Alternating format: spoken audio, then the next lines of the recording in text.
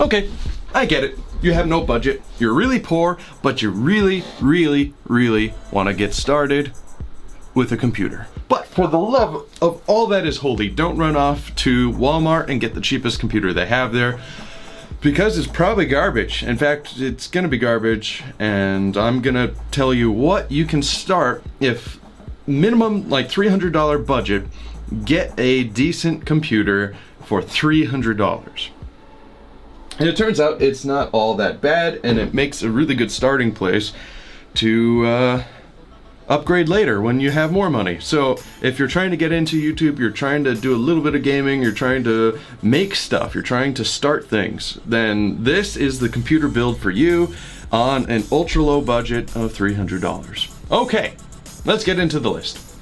So first things first, it's the CPU. Now the CPU dictates which motherboard you're gonna get, and for the CPU we are going to pick the AMD Ryzen 3 2200G. It clocks at 3.5 gigahertz and can boost up to 3.8, but it is also unlocked, which means that you can overclock it and get even more power out of it. Now, since it's a quad-core processor, as I recently learned, it's a lot easier to overclock than an 8-core processor, which I have. I have a Ryzen 7, and the more cores it has, the more heat it produces, and the more throttling it'll get, the more, or more specifically, the more the thermal ceiling is. So, quad-core, easier to overclock, and now the secret about this CPU is that it is an APU and has the onboard graphics. Now this is going to be a lot better than the onboard graphics that are in most laptops that have the Intel onboard graphics. Now those onboard graphics are kind of... This is a lot better. You'll be able to play pretty much any game, at least on low settings if it's a newer game. On older games or less demanding games, especially esport titles, and you know what those are, I mentioned them a lot, you will get plenty of frame rates, and you'll be able to do 1080p no problem, even on some ultra settings depending on the game. But anyway, that's not what this is really about, but I'm addressing that concern should you have it. Now it will borrow from the RAM, and we're gonna start at 8 gigabytes of DDR4. We're gonna go with 3000 megahertz. 32 is really good, but we're trying to keep everything super light. So I found the G.Skill Aegis 8 gigabyte model. It's $30, which is very cheap for one of these sticks of RAM. That's actually pretty good. You could buy another one, which I would very much recommend, and get 16, and you would be a whole lot better off. But again, we're trying to keep everything as low as possible. But keep that in mind, you can get more of this if you have that extra $30, which would seem likely. But remember, everything adds up, so we're keeping to a price point.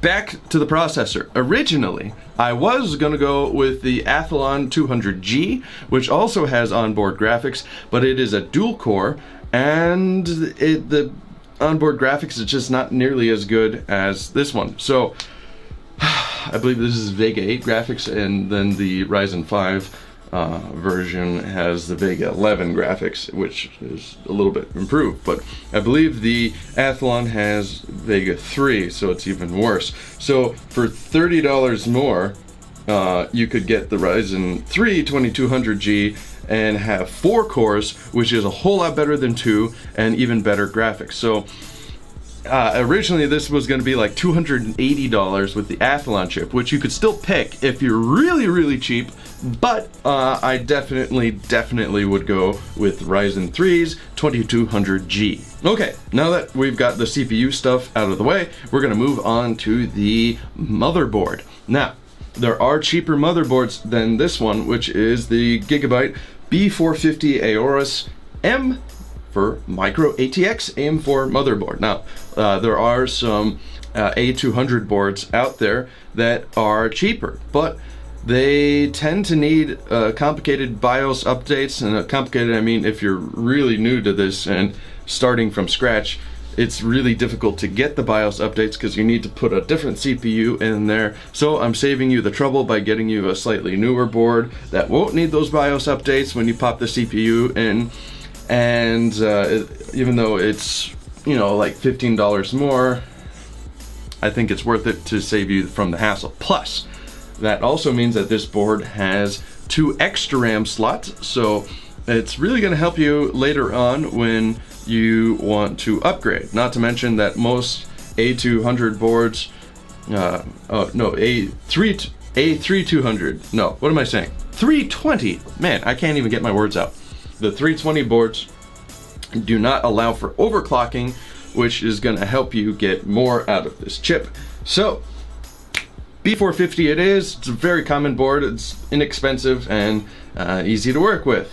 You could play around with a different B450 if you wish, but you know that this is the cheapest option I could find on it, so we're leaving it there. Now for the storage. Storage is important. You could really cheap out and get a cheaper hard drive, which is you could get like a Western Digital Blue 7200 RPM terabyte drive, or even a Seagate 2 gig. Can't even talk. I need lunch. I'm starving. But we're gonna get through this first. Seagate has a 2 terabyte drive for cheaper than this, but when you're trying to get the best out of a cheaper system, I think 500 gigabytes is good enough to start with when it's an M.2 solid state drive. Now this is going to be blazing fast in comparison to a hard drive, and it's going to really make this feel like a much better system by having an SSD. Loading up all your programs like Photoshop and all that, and even maybe a couple of games. This is a good starting place. If you want to add more storage later, it's cheap enough to just buy one later and throw one in, and Bob's your uncle. Maybe you have an uncle named Bob and I just freaked you out. But honestly, loading your OS and base programs on a solid state drive, especially M.2, is just so much better and quicker. So go and do that. So $64 for this one. You could go to Micro Center and get one even cheaper at like $50. But this, if you're doing everything from Amazon, this is the way to go. Power supply. This system takes next to nothing when it comes to power. So the Corsair VS450 with 80 plus certification is going to be fine at $37.98. Now Corsair is a good brand. You could get a cheaper brand without the 80 plus certification, but then you run the risk of it blowing up and killing you. Maybe not that bad, but it could kill your system, which might kill you a little bit on the inside. And the case, at this price, get a box. Just get a box. ROSEWILL FBM01. That'll work.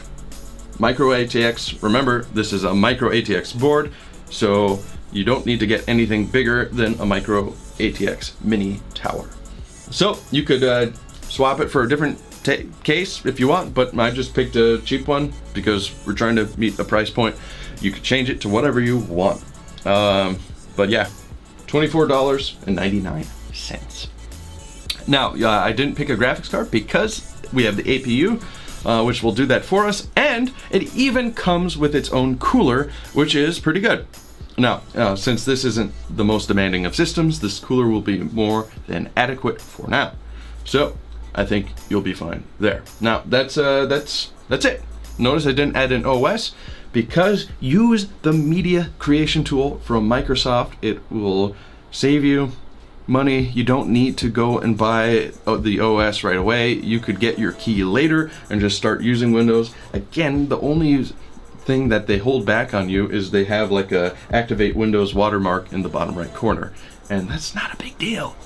So just get it, and then you could get an OEM product key for like 20 bucks if you really want to. So then again, yeah, $300. So the total price with these parts is $312.73.